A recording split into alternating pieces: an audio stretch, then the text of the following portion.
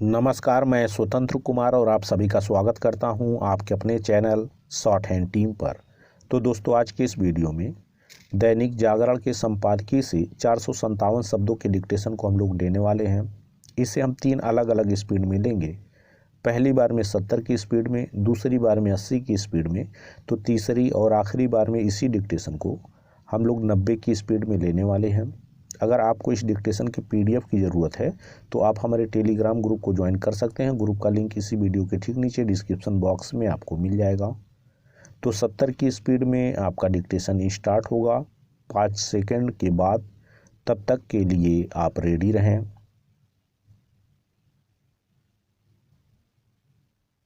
Start. इस पर आश्चर्य नहीं कि संसद के बजट सत्र को लेकर बुलाई गई बैठक में विपक्ष ने चीन से तनाव पर चर्चा की मांग की। यह कोई नई मांग नहीं है। संसद के प्रत्येक सत्र में यह मांग उठाई जाती है। इसके अतिरिक्त कांग्रेस के नेता रह रहकर ऐसे आरोप लगाते रहते हैं कि चीनी सेना के अतिक्रमणकारी रवैये को लेकर सरकार सच्चाई बताने से इनकार कर रही है। हालांकि सरकार की ओर से बार बार यह कहा गया है कि सीमा पर स्थिति नियंत्रण में है और सुरक्षा संबंधी संवेदनशील मामलों के कारण इस पर व्यापक चर्चा नहीं की जा सकती, लेकिन विपक्ष और विशेष रूप से कांग्रेस अपना हठ छोड़ने को तैयार नहीं। कांग्रेस एक ओर तो चीन से लगती सीमा पर वस्तु स्थिति जानने की जिद करती है और दूसरी ओर यह भी दोहराती है कि चीनी सेना ने भारतीय भूमि पर कब्जा कर लिया है।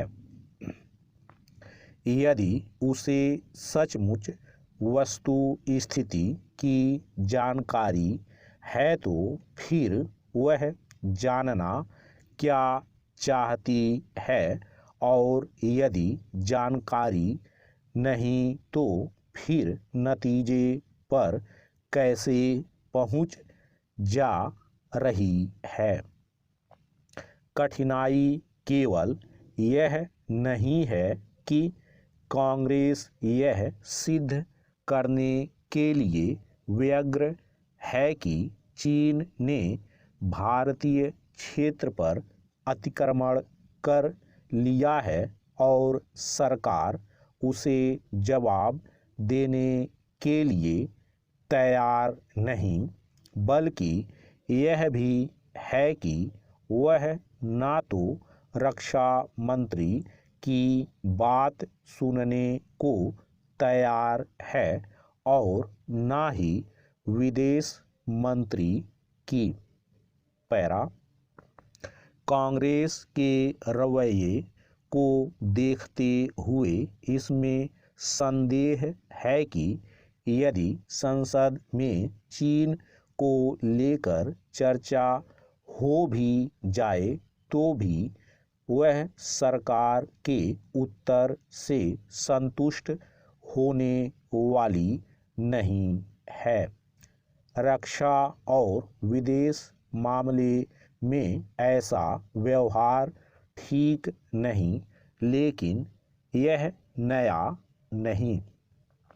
इसकी अनदेखी नहीं की जा सकती कि डोकलाम गतिरोध के समय राहुल गांधी ने किस तरह चीनी राजदूत से गुपचुप भेंट करना आवश्यक समझा था।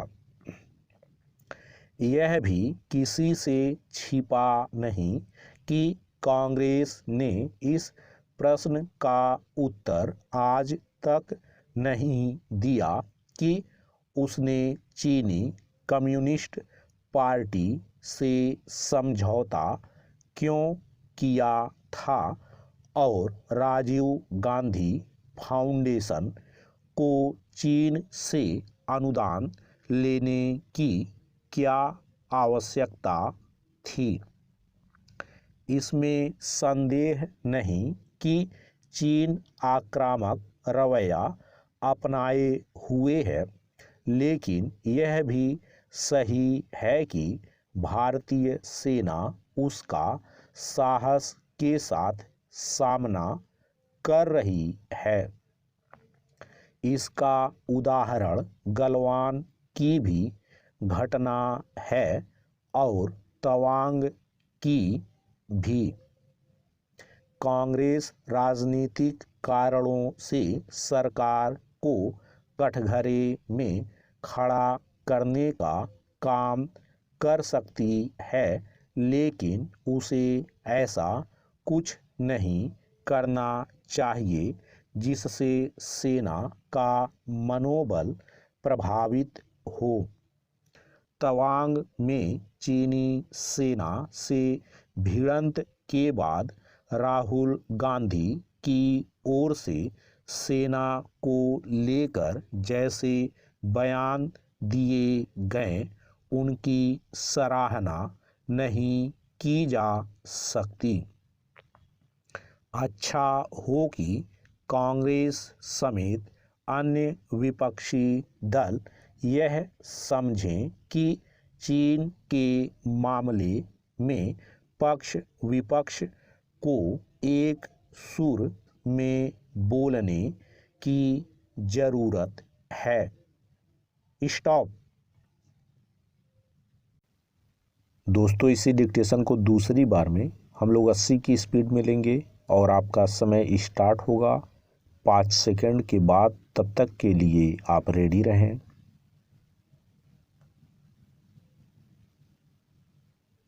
स्टार्ट। इस पर आश्चर्य नहीं कि संसद के बजट सत्र को लेकर बुलाई गई बैठक में विपक्ष ने चीन से तनाव पर चर्चा की मांग की। यह कोई नई मांग नहीं है। संसद के प्रत्येक सत्र में यह मांग उठाई जाती है।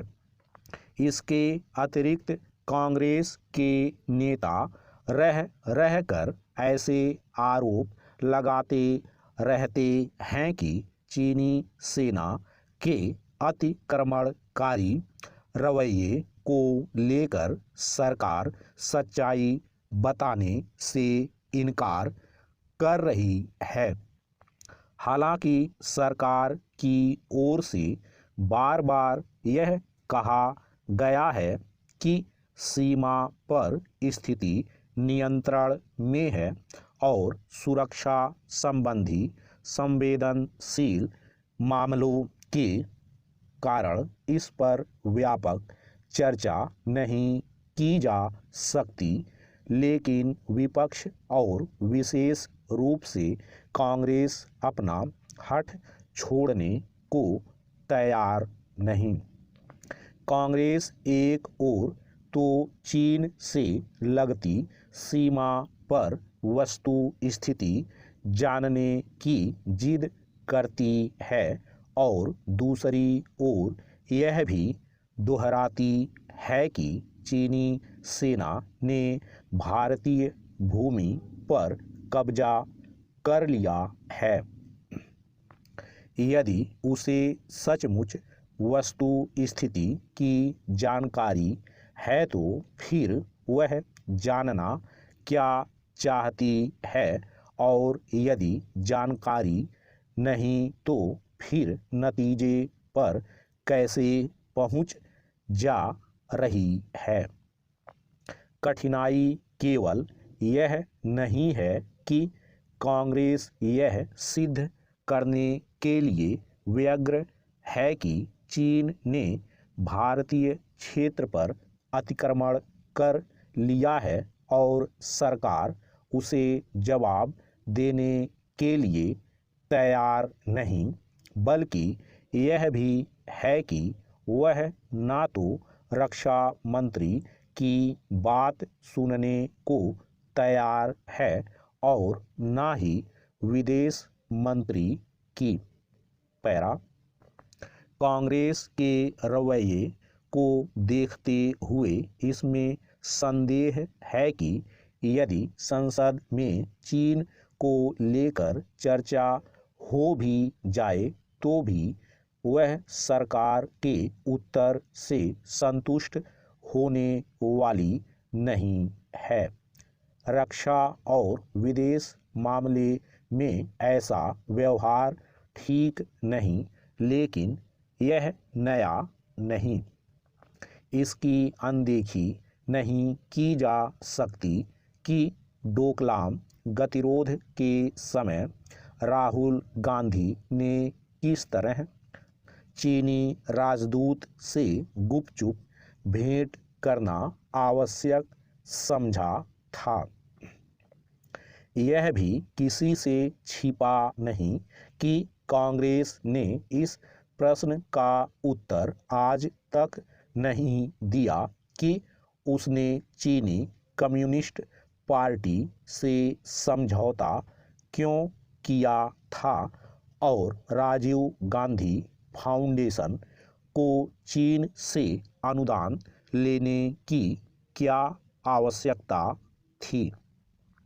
इसमें संदेह नहीं कि चीन आक्रामक रवैया अपनाए हुए है, लेकिन यह भी सही है कि भारतीय सेना उसका साहस के साथ सामना कर रही है।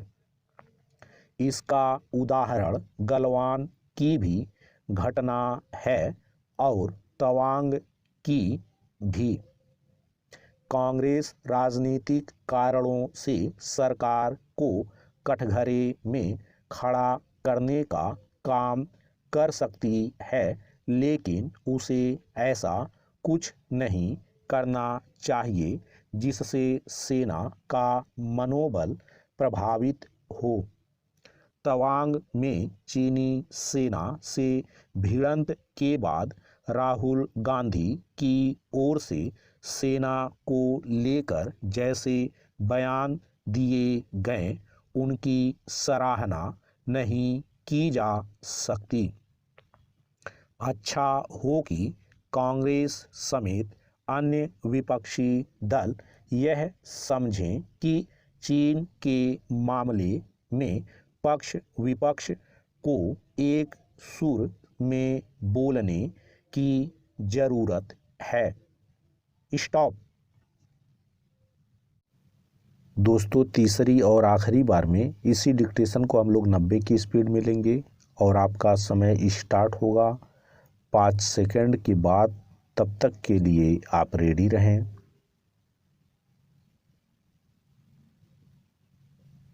स्टार्ट।